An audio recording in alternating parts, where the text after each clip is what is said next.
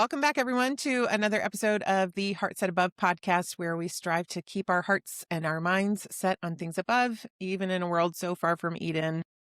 Today's episode is just a little bit different. It's the beginning of Autism Awareness Month. And as many of you know, my youngest son, Joel, has autism. He was diagnosed about a year ago. And honestly, I've received some of the most meaningful and encouraging feedback from this community around that topic. And I'm so grateful for that. And truthfully, I'm not usually a bandwagon type of person, but this is something worth pausing to acknowledge, Autism Awareness Month. So today I've invited a friend of mine to join me, someone I actually haven't really caught up with in a long time, but recently found out that she too is an autism mom. And so I thought it would be really meaningful for us to reconnect and invite all of you into that conversation. So I've got Chelsea Novak on with me today. You were Chelsea Kennard last I saw you in the flesh, but Chelsea Novak now. Chelsea, it's great to have you. Thanks for being on with me. Thanks. I'm so grateful to be here. Thanks for thinking of me. It's not many friends that would agree to catch up personally on a podcast, on a public forum. So thank you for your courage and your vulnerability there. Girl, well, I'm a big fangirl of yours, and this is one of my favorite topics. So I'm grateful to have this conversation. Oh, I'm so glad. Well, we started this conversation out just before with Happy Autism Awareness Month. You wish me Happy Autism Awareness. Yes. Happy Autism Awareness Month to you too. Thank you. One thing we know we share is this experience being moms to children with autism. So we're just going to do our best to pretend we're sitting on one of our couches or in a coffee shop together, catching up on what I assume is one of the most difficult things you or I have had to navigate in life, had to walk through. Yeah. So I've got my tissues nearby just in case, because I'm pretty sure there will be tears for me. You're a little bit ahead of this journey than I am. You've walked this for years that I haven't. So this is still pretty fresh for me. So I've got my tissues at the ready, my mug of tea here. So, we want this to be a really honest and real conversation as much as we can muster on this virtual forum, and just give our audience a genuine glimpse into what life looks like for families navigating autism. So Chelsea, I made sure we didn't catch up too much before we started, because I really want to save it for the recording here. But tell me, I don't really know anything about your story or how your family has navigated this. So let's start at the beginning. Tell me a little bit about your story. Yeah. Well, I have an amazing husband. His name is Rob. We both are in full-time ministry together. And we have two perfect little boys. We have Bradley, who's about to turn 10 in 2 weeks, and he's our autism buddy. And we have Tyler, who's 8.5. So my boys are pretty close in age, which is actually a part of how we realized Bradley has autism. It's because they were kind of developing together. They're what a lot of people call Irish twins. And so we kind of quickly noticed with Tyler developing, like, oh, this is different. And, maybe Bradley needs some services and some help. So, but yeah. Opposite, right? My youngest. Okay. Oh, this is different because, It's your youngest who has autism? It's my youngest, yeah. Okay, yeah. I think that was a blessing of like having my boys back to back, even though it was not planned that way. It was like God was like, you need a Tyler in your, you need this. Tyler. Yeah, you need Tyler. But yeah, and I think Bradley was diagnosed. So he originally, we noticed originally a speech delay. And then we got him evaluated with early intervention around 18 months. And he qualified for speech services, but also behavioral services, which was very validating to hear that. Okay, yeah, though this is a lot. His personality is a lot. And then from there, I think around 2 or so, a developmental pediatrician at church actually noticed him and how much he struggled with Kids Kingdom and was like, why don't you bring him into my office to be evaluated? And at that point, he was just evaluated with sensory processing disorder, which is not even official diagnosis, receptive expressive language disorder, and anxiety. But she said not autism. So, but kind of like, this was at, I think by 2. 2. Yeah.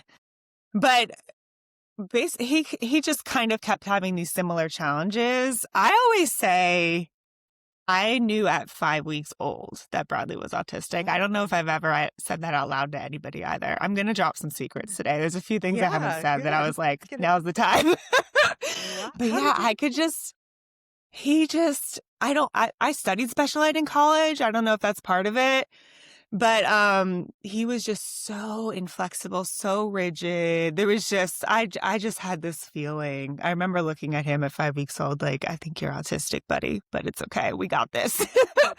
Yes, but we didn't get an official diagnosis, I think, till he was close to 4. Like I said, the first diagnosis, they didn't use the word autism. The second, they said, he's borderline, but we're going to give it to him because he needs ABA services. He needs behavioral help. And that's the only way you could get it in New Jersey, which is where we lived at the time. And then we took him to to get a second opinion, developmental pediatrician, I think when he was 5 or 6.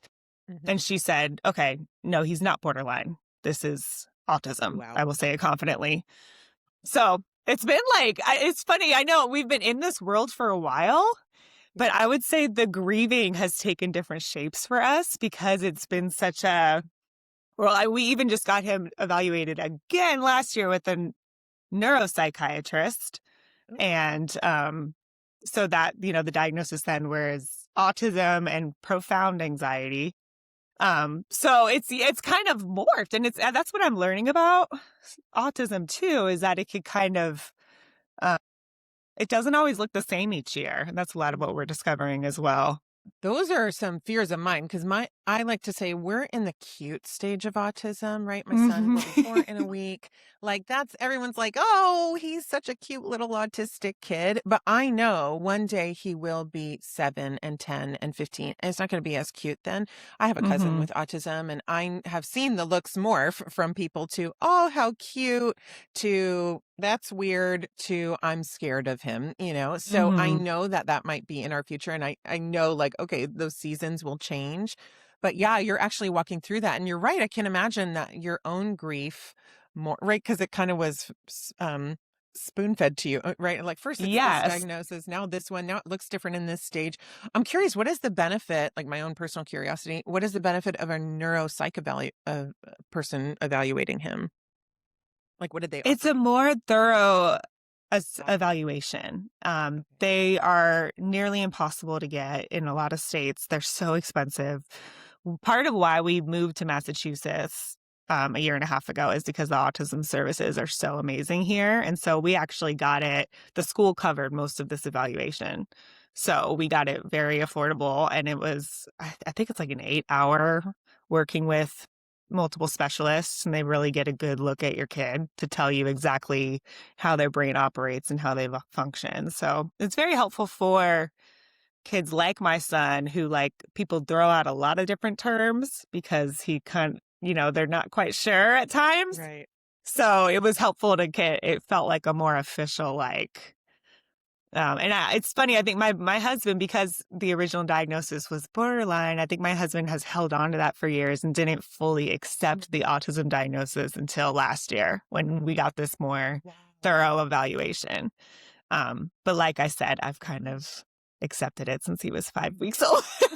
Yeah, you knew way before then. Yeah. How has that been between you and your husband, right? Because you're like, nobody. Yeah. He's like, right. Oh, it's borderline. Totally. Yeah. Like, how has that affected you guys? Maybe God designed it that way, because now that my husband has really been grieving this past year, this has been a really difficult season for our son right now, which I'll share more about, I'm sure. But I think I'm able to kind of help him now that I've kind of been on this journey between me and God for a bit, So in some ways, maybe that was God's plan. I think the fact that we all have different grief journeys is sometimes for the best and helpful, because we're able to help each other and not both be in it to the same severity at the same time. Yeah. And I kind of see those kisses from God throughout your story, right? Like you studied special ed, you knew at 5 weeks, right? You were able to kind of maybe not fully acknowledge it, but start to process through a little bit. You had a developmental pediatrician at your church that noticed, right? Like I see that providence throughout your story. And For sure, one of those things has got to be your husband's processing that Yes. you've walked through a lot of what he's walking through now, and you can kind of offer companionship and help guide him through that. So that's awesome. What has this Yeah. look like? I know that you and he serve in full-time ministry. What has that Yes. look? I mean, you just said you had to move states, you had to change Yeah. jobs because of that to offer your son better services. Obviously, this has had a profound impact on your guys' life, but how has it affect your work in ministry? Yeah. We're still figuring that out, to be quite honest. Because like I said, it feels like every year with my son is a little bit different. And we wanted to go from leading campus ministry. That's what we had been doing for like 10 plus years to more working with a whole church and families. Because we saw that we need to get our son around more peers because he would come to church and it was all college students, which in some ways made it easier, because he doesn't have to worry about the social aspect as much. But as he got older, we were like, no, actually we need church friends. And so then we started looking for places where we could lead a region somewhere. And Massachusetts was top on my list, partially because of the autism services. So it worked out great. But I'm really grateful for the flexibility of ministry in the sense of like I can kind of create my hours. I'm really grateful for the staff that I'm on right now has been so above and beyond supportive. There are times when we have to do less, or even right now, for an example, our son is only in school for an hour and a half every day. And that's very challenging. Yeah, like with staff meetings and stuff like that might look different for us, but everybody is so supportive of us doing what we need to do to accommodate Bradley. So, and honestly, the region where we're at is, there's something about where we live in southeastern Mass where autism is just more talked about and more acknowledged. And you really see that in the people who live here. Like, there's a deeper level of understanding than I'm sure what you experience, sadly, down south. You can edit that out if you need to, but No, yeah, it's true. but like his issues are very public too, so the church sees it, which has been an interesting blessing. And everybody's so supportive and great and accepting, and so, but we're still figuring it out because I think what's cool about another blessing of autism parenting that I didn't realize is Bradley's kind of always been our barometer because, ministry is one of those jobs where you can quickly get swept up and do too much and you're giving too much and you lack boundaries in your house. Bradley will let us know so quickly when we sweep over to that, and in just his behavior, he doesn't say it, but it becomes obvious that he starts to suffer. And so in a way, I feel like it's good. It makes us like keep family as the center and not let ministry become more than it should be, and not let other people's, like cramp our family style because like we can't because it won't work for Bradley, So in some ways, I think it's a good fit in that sense. Yeah, I think he's like your Eden alarm. Sounds Yeah. like he's like, "Rah, rah, too much doing. Right. Yeah. Come back. Let's Right. rein it Exactly. in." I love that. We all need that Mhm. kind of alarm, and how you have a really obvious alarm built into your life. So I love that. That's so Yes. cool. Yeah. So what does this look like now for Bradley? He's 10 years old. What's a day in the life look like for you guys? For him? Okay. How do people know? You said it's very obvious. Yes. Yes and no. So when Bradley last year, when we were in New Jersey, he originally was in a special ed classroom and they mainstreamed him quickly, which that happens a lot. Like states don't want to spend the money on special education classrooms and all that. So if a kid starts doing well, performing a little bit better, they'll push them into gen ed. So when we moved here, he was already in a gen ed program, and definitely the anxiety was they said when he was diagnosed last year, profound. So for us, Bradley is like very intelligent, very social, so he can kind of mask easily is what they call it in the autism world, where he can kind of like hold it together and fit in and perform, do the things. And that's what he did all last year through Gen Ed. But then he would come home and completely melt down, like lots of outbursts, lots of extreme anxiety, panic attacks. It was like, I'm holding it together all day and now I cannot anymore. Yeah. And eventually I've heard it's kind of common for kids like him around this age, once they get to upper elementary school. He just could not handle the stress anymore of a gen ed classroom. And just had a lot of crises, a lot of like depression, anxiety, and which for autistic kids, a lot of that comes out as extreme behaviors. So he started having a lot of extreme behaviors at school. They moved him to a special education classroom and then realized that the school couldn't service his needs. And now they moved him to out of district placement. And the out of district placement, he's there for right now, because his anxiety is so severe, they're working him up. He started 30 minutes a day, and now he's up to an hour and a half a day. And comes home and we just now got, after being months and months on wait lists, we just got ABA here. And so now he comes home, gets some ABA, and does other things. So yeah, it's interesting because like he was able to kind of hold it together on the outside, all of third grade through a gen ed classroom.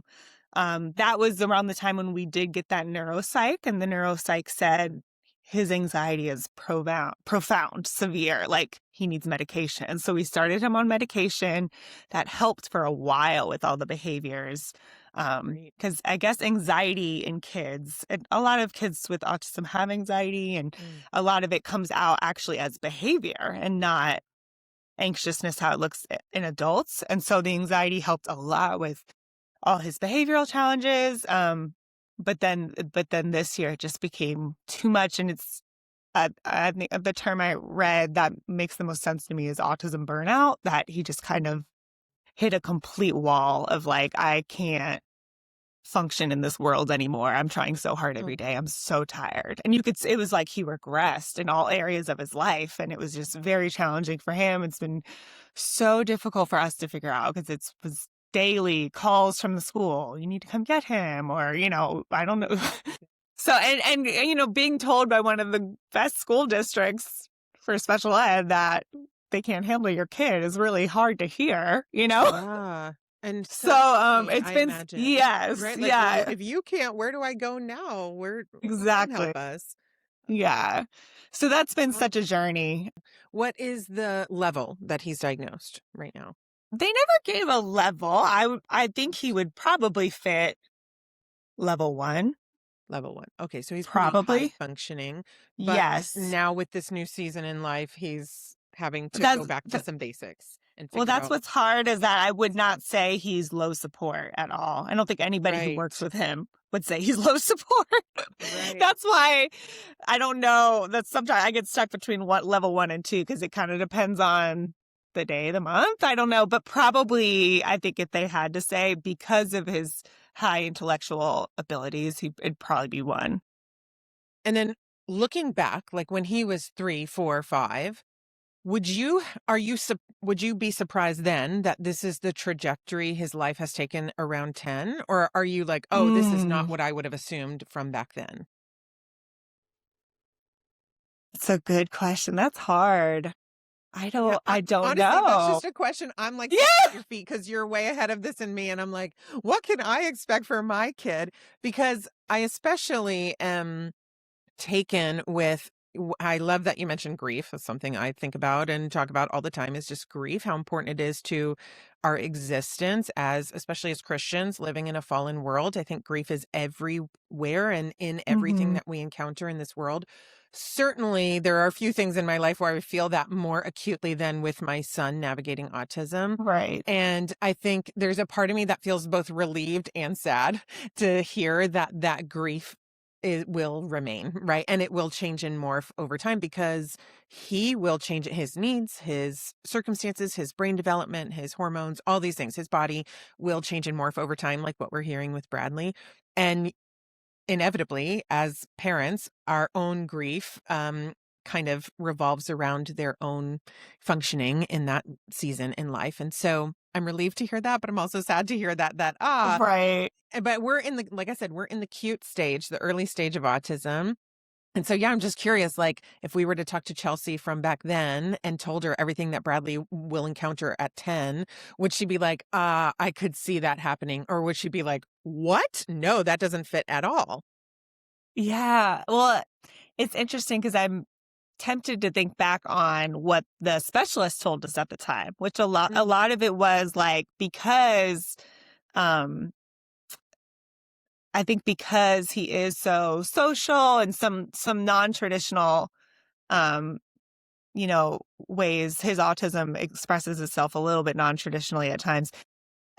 A lot of the people, the developmental pediatricians, the specialists were like, oh, it's so borderline. They kept throwing that word out to us a lot. But in my heart, in my gut, I think I always knew Bradley's going to have challenges. Him and I are so connected. Like we feel, we like share the same heart, the same soul. I think I could just tell. But because that word was thrown out, it was confusing because it was a lot of like, well, if you just do this therapy, he'll be fine. Or if you just do this. But I think, Hope and dangling carrots. yes. Yeah. Yeah. But also I feel genuinely okay with how everything has turned out because there's not a single thing I would change about my kid. He's my favorite person. I love him so much. I think he's so amazing.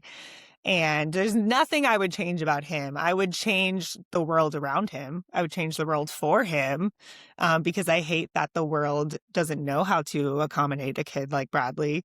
But I think he's awesome. And my husband and I, we just want to support him on his journey the best we can. Oh. So I think in some ways, yes, in some ways, no. I think there is a bit of an unpredictability with autism, which is challenging. Yeah. No one could I tell think you that's exactly what it's going to look like. I will say though, the more services, that wasn't wrong. I think that is the right advice. The more services, the more speech, OT, social Yeah. skills, all of that does make a huge difference. Yeah. But autism isn't curable. It's not, it's not something like that anyone can take away. Sometimes I'm like, nor would I take it away. I love the way my kid is. I would take away his suffering in a heartbeat, but um, so I think, yeah, I don't I know if think that makes that's really sense. beautiful. I will be totally honest with you. There was a point in my own grief process because I've heard parents with children with autism say that over and over in all the forums that I'm a part of, right? And when you first navigate a diagnosis like this, at least this is what I did. I looked up every article, every personal experience, every podcast, every book. I joined all the Facebook groups that I could, and I Hmm. always hear that sentiment. I wouldn't, if I could take away his autism, I wouldn't, because that's so much of part of who they are, right? And I remember hearing that thinking, that's ridiculous. If I could take it away, I would, right? Yeah. And I felt that early on in the process. But I would say in the past year, I have, or maybe even maybe like 9, 10 months, I've started to come to see what you're saying, that this is so much a part of who my son is. And without Hmm. autism, I don't know how he would be or who he would be. And I love who he is. So I never want to take it away. So that was a big milestone in my own journey to Oh, finally yeah. understand what people were talking about when they were like, I wouldn't take it away. Because there was a long time where I felt like, of course, my whole life was oriented around trying to take it away, right? I think that was part of my grief process, was that denial and bargaining. If only we get him enough of this kind of intervention or that kind of intervention, maybe this will be something he won't have to deal with forever. But I think in getting to acceptance in that grief process of, Hmm. no, this is his reality and it will be forever. Now we can help him navigate it, better and better with these services, but we'll never be able to take it away. Um, I think that acceptance has brought on this realization of, this is my son and I wouldn't want to change him. So yeah, I Totally. find it. And I don't think there's a right way to think about it. I think both Yeah. are true. Every parent's experience with autism, every kid, like you've met one kid on the spectrum, you've met one kid on the spectrum, they say, like, and so I don't think there's a right or wrong way to think about it. Yeah. And certainly we see that adage true in the stories of our kids.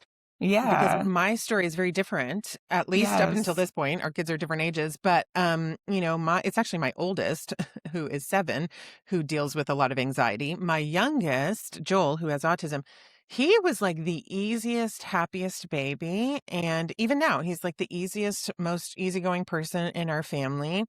I actually remember not even praying, but telling God when I was pregnant with Joel, you have to give me an easy baby. Like, I wasn't even like, please God, give me an easy baby. I just said, you must give me an easy baby because I can't handle it. My oldest was so much. He had a lot of stuff, Mhm. a lot of problems that we had to navigate in his early years and still today.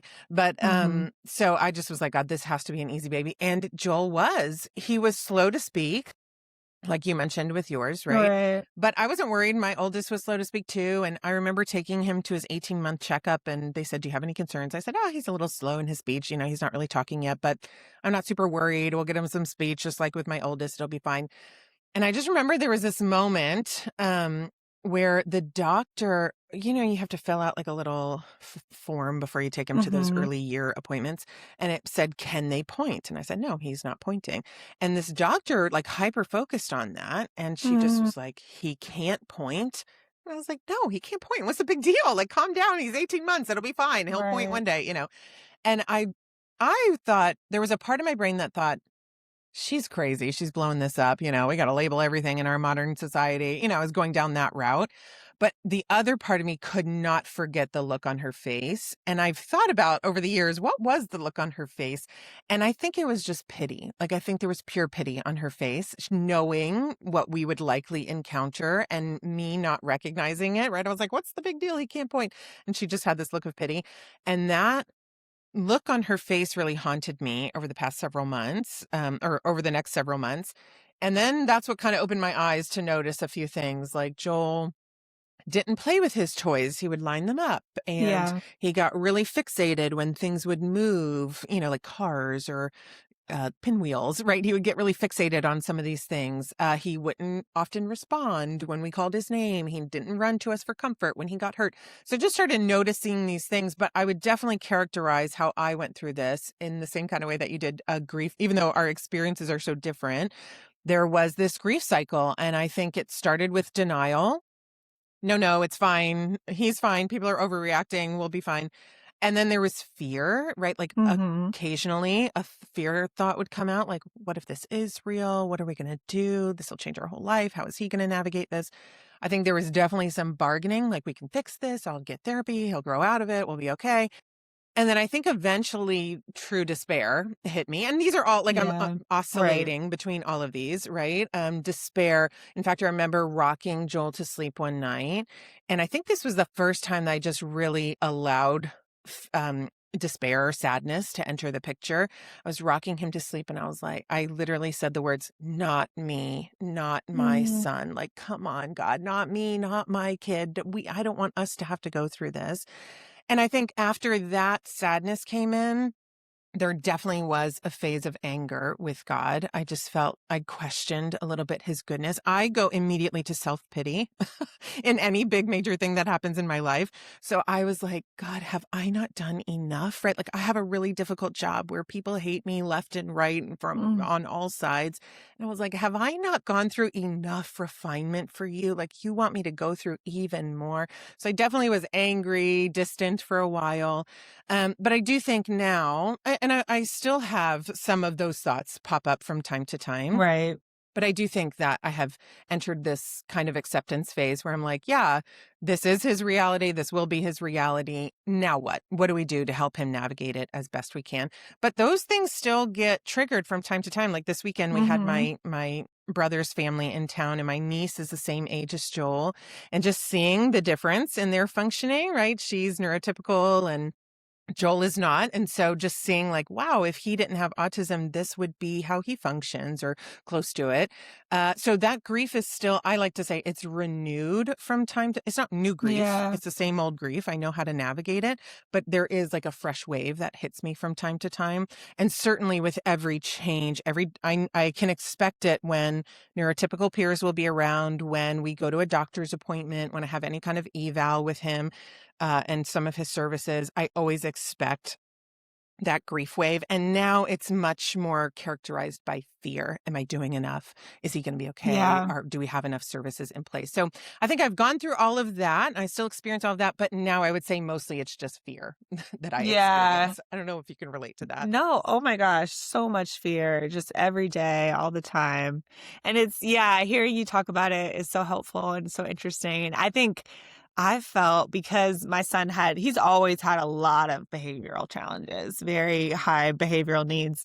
And I think I felt a little bit almost too of relief when he was diagnosed. Like, because I remember I just felt like a bad mom all the time. And I remember looking at my friends because he was such a difficult baby, like so many behavioral issues as a toddler.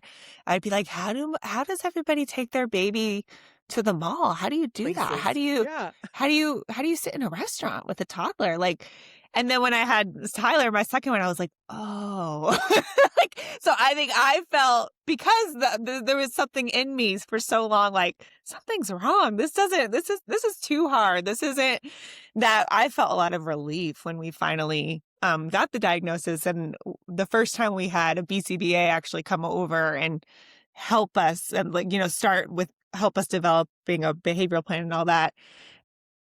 Both my boys were toddlers throughout the pandemic, which was so challenging. And Bradley wasn't diagnosed until like 2021. So that was like, Wow. kind of like you're still in the pandemic, but not as strict. And she said she just observed him for a little bit. And a lot of what you saw with the zero play skills, just constant chaos, constant trying to destroy things. She looked at me and said, I cannot believe you've been living like this through the pandemic. And I felt so validated. I was like, Did you break down crying? Like, I would have. right? I'm seen.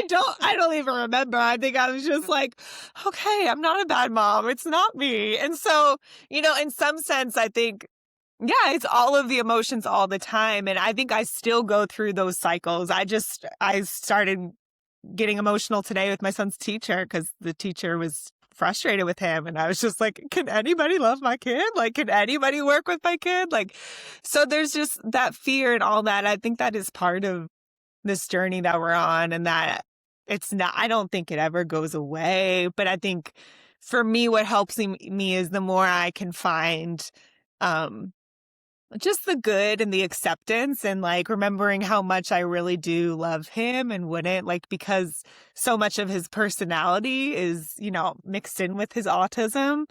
Yeah. Again, I would take away all the suffering and all the pain and the anxiety and all that. But, there's so much I learn from him every day as well. And so much about who he is and how he operates that I think we should all learn from, He's the most authentic person I know. He's one of the bravest people I know. So I don't know. There's a lot that I'm like, I appreciate this journey that I'm on, even though it's painful, if that makes sense.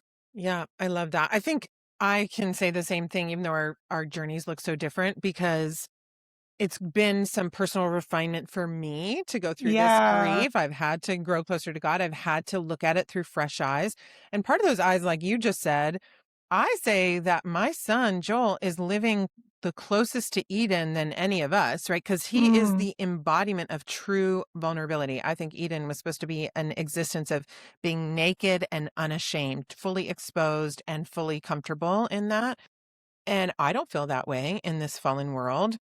I think we see what did Adam and Eve do, right? They were naked and ashamed once sin entered, once fallenness entered. But my son is naked and unashamed, sometimes literally, but also figuratively, right? Right.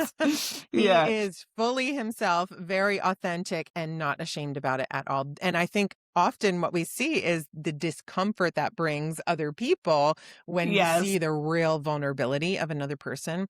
So yes, that has been kind of a silver lining, a golden nugget to savor through this process for us too. But I want to talk about fear for a second, because you just mentioned something really important, the fear of, am I a bad mom? And that was maybe early fear for you. Does that still pop up for you? Or what is the fear that characterizes your journey at this point?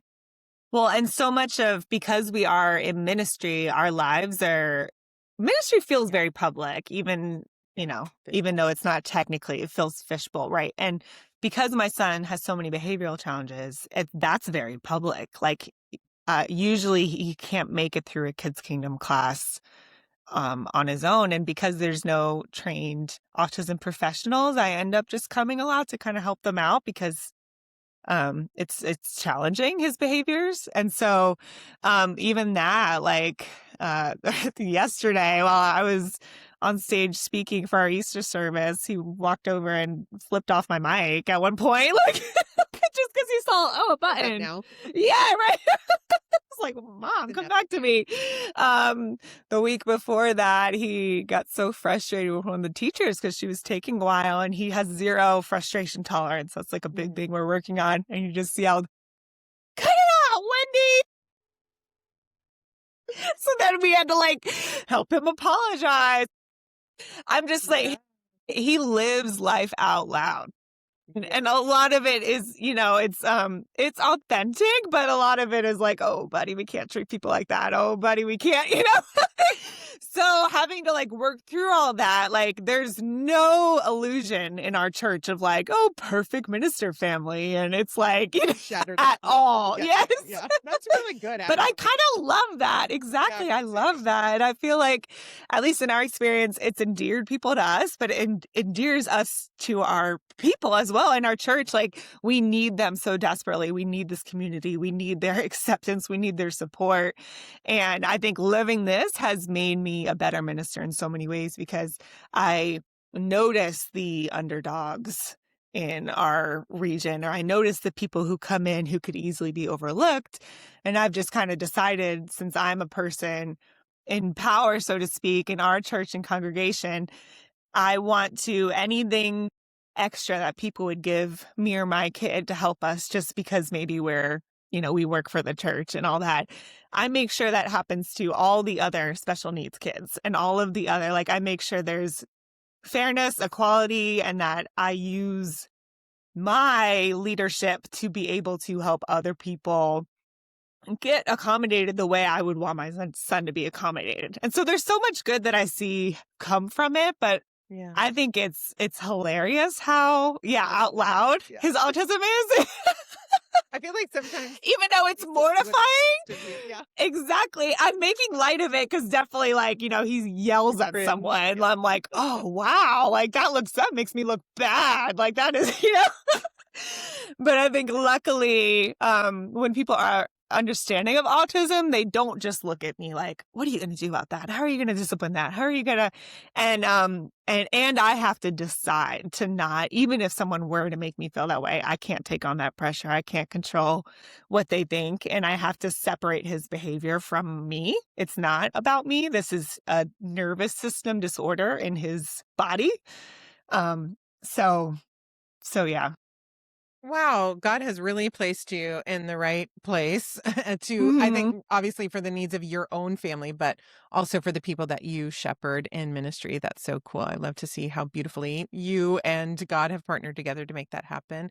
But yeah, it sounds like Bradley often says a lot of things that I would be thinking, just not saying out loud, right? So I feel like a kindred spirit. I probably would want to scream too, like, enough, Wendy. Yeah. Exactly. That's enough. I think he said, pull it together, Wendy, now that I think about it. Like, poor Wendy. Together, Wendy. Yeah. I've had enough of you.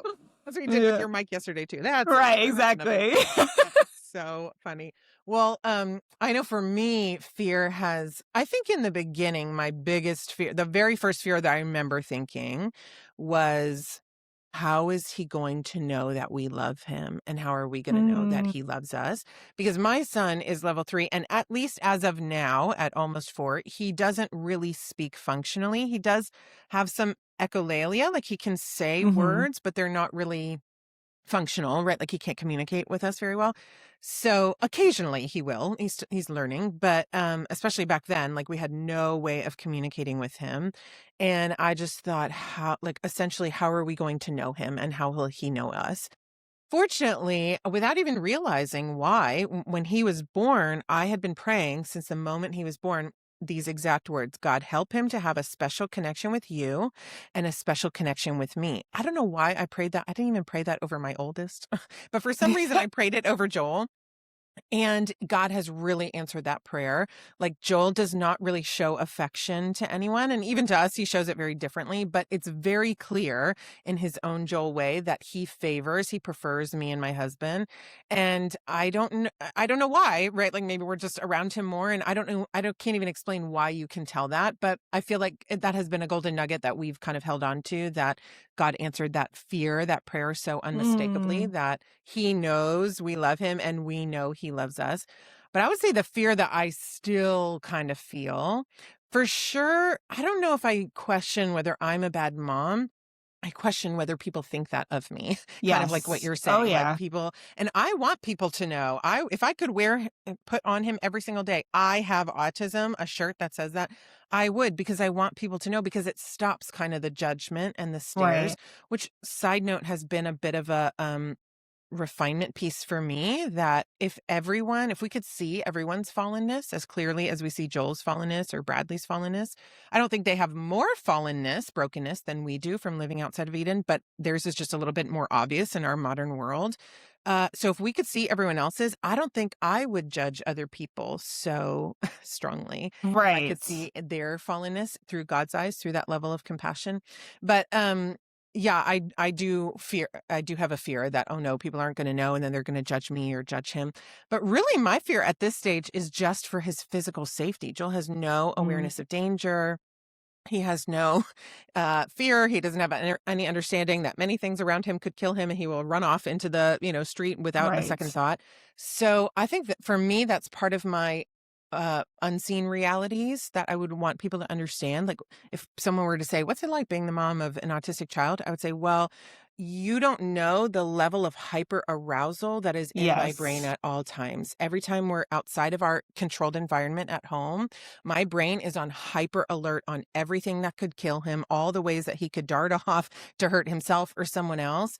And I mean, even like in church fellowship, right? We go to a small church, and it's fairly contained, but it's also right off of a busy road, and he could run out at any minute. So even as I'm talking to someone in fellowship, I'm really trying to track what they're saying to me, but I'm also scanning the room and my son, keeping an eye on him.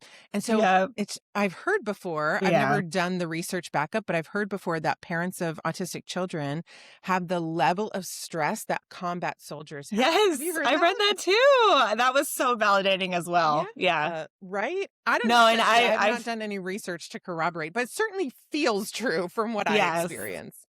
Well, yeah, and we've had a few as Bradley gets older, and the safety concerns. That's the first thing I thought of too. And it's like, what would you want someone to know? And I think just the constant hypervigilance we live with. And for us, the safety Yes. concerns, when he's dysregulated, he can get into that mode of like, yes, running in the street. Last week he tried to run away, or that's part of why school didn't work for him, is because he tried to escape the bus. Like, there's so many constant safety concerns that the school was like, we can't even take him today, things like that.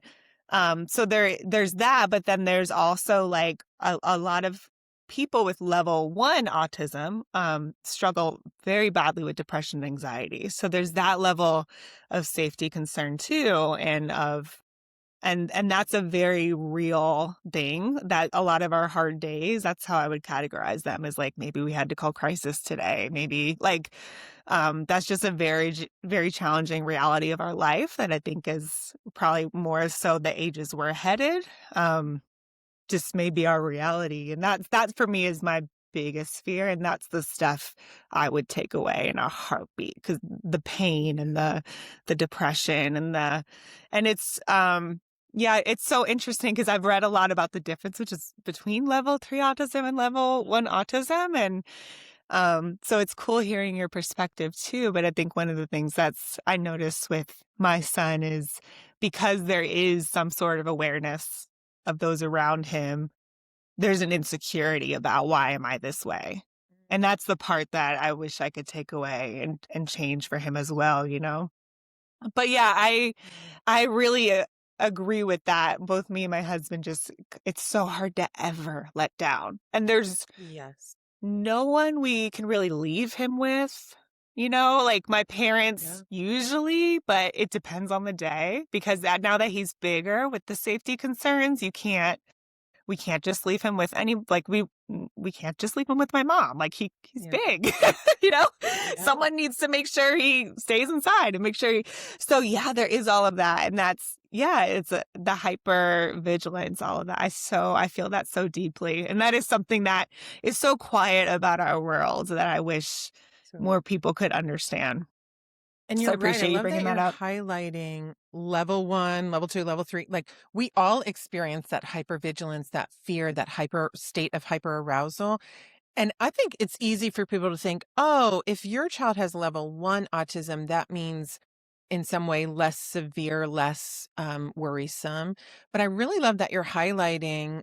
No, actually, it comes with its own set of really worrisome things because you're right, he does have awareness, which creates this insecurity, which fuels depression and anxiety, which then creates real dangers, real fears Yes, for mom and right. dad.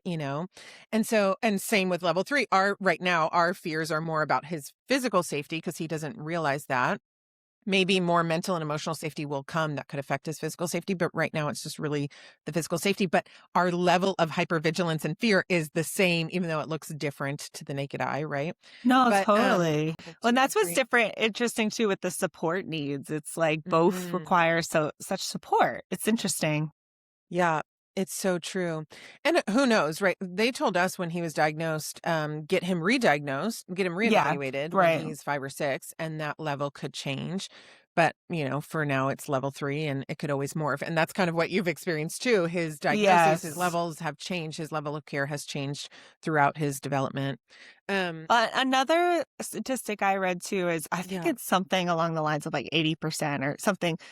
Most kids diagnosed with autism also have a co-occurring disorder. Have you read that? So Yeah. whether it's mental or medical. And so I think that is why autism can present so differently is because it depends on what's going on with it. So like a lot of what we face in a day is actually due to the co-occurring depression, anxiety. So But then true. when you cocktail it with the autism, it's all how, and I think that's why it's like you can't exactly know what's going on with each autistic family because it kind of depends on, do they have medical needs? Do they have, like what else is there ADHD? What else is going on? Yeah. Yeah, you're right. That is what makes it so unique and individual to each person. That's why it is when you meet one person with autism, you've met one person or one family navigating this. But one thing you mentioned that I can really relate to too is just this sense of having to go through life like kind of with one arm tied behind your back, where you just feel like in order for me to leave the house with my son to go to any kind of social event, I have to think through so many things that parents of neurotypical kids don't have to think through, and I have to Yes. prepare for so many things, and it's really exhausting. So that's one thing I wish people would understand. I think a lot of people, when I choose not to go to an event or when I just show a level of weariness and anxiety or exhaustion, I think a lot of people, because of all of the buzz, but also all of the, you need to be educated about autism, which I think is great for people who aren't navigating this in their own life to be educated. But I think because of that, people sort of assume that they can do something to make it better for our children or for our families navigating this. And certainly I do think that people being educated helps as we're navigating this. But also there's a limit to that. Like my kid still has autism, whether you're aware of how to deal with it or not. And I Right. still have to prepare for all these things and move through life with one arm tied behind my back. My capabilities are going to be severely limited because of this. And so there's nothing anyone can do to take it away. So I sort of get this sense from people sometimes of this disappointment or, oh, well, we'll do this, right? We'll have this available. We'll have someone help. We'll, have someone watch him. And I'm like, thank you. You're But like, also they still can't. no. Yeah. Yes. No. Right. Sounds Oh, awful, but absolutely. I think I feel that so much too as a minister, like with what you were saying. I can't have a focused conversation and fellowship because I'm co-regulating a human, yeah. and that's another Yeah. thing with autistic parents when they study like their nervous systems, like our nervous systems are all jacked up because we Yes. are co-regulating a human all day, like helping them stay regulated. And that's I prioritize that at church, even though ministry is my job. Most people know, like, as if I'm with Bradley, he's my main job. And, you can get a hold of me at a different time. But if he's dysregulated, like, I'm sorry, you're not getting much eye contact from me right now. Yeah. But I totally feel a lot of shame. I think what I was just telling someone last week was, it feels like I'm never doing either job good enough. Like I'm not being a Yes. good enough mom or a good enough minister or just person at church because I'm trying to, make sure my son is safe and regulated and all of that. And so, the guilt, I think I probably suffer more from guilt than fear. I think that's my primary emotion. It's just always feeling like, will I ever feel like I'm doing this right? Will I ever feel like I'm doing a good job? Will I ever feel like I did enough for him? Would I ever feel like I did enough for everybody else? You know what I mean? Yeah. That's Oh, probably the primary thing I wrestle with each day. yeah. Oh, that makes so much sense to me. And I'm sure I will get that even more and more as my son gets older and we move through different stages of development with him. So as we're kind of closing out this podcast, Chelsea, what have we not talked about that you wanted to highlight is my first question. But another question is, in what we just talked about, how can people really help us? Right? Other Mm, people who are not navigating autism, how can they help? I think we have so many people in our lives who are eager to love us and love our kids, love our families, to support us. How do they best support us as we're navigating this fear, this guilt, this shame, this, grief? How can they practically support us? that's a great question. I do think just so much grace for one another. Like you've said, I think one of the biggest things I've learned from this journey is to have less judgment and make less assumptions about people. And even once you kind of enter this world of special needs, I don't know if my husband and I joke, especially because we work with people, a lot of times we're like, well, they're autistic too. Like you just kind of notice more. You're like, oh, have you gotten an evaluation? But it just in general, I think our empathy level has raised so much because we've learned so much and we see um just the differences in how hard it is for some of us to function and make it through the world and get through life. And so really lowering our level of judgment, with people in the church, out of the church, in our life, our own families, because we already as autism parents carry so much shame and guilt. And you're right, we feel that too, even with level 1, every event is a marathon. It's can we do this today? Yeah. Every play date, and so, yeah, just that I try to have that attitude now towards other people is let me just give so much grace and so much less judgment than I naturally would. It's so true. My husband came home the other day and was kind of complaining about a colleague that he had to meet with.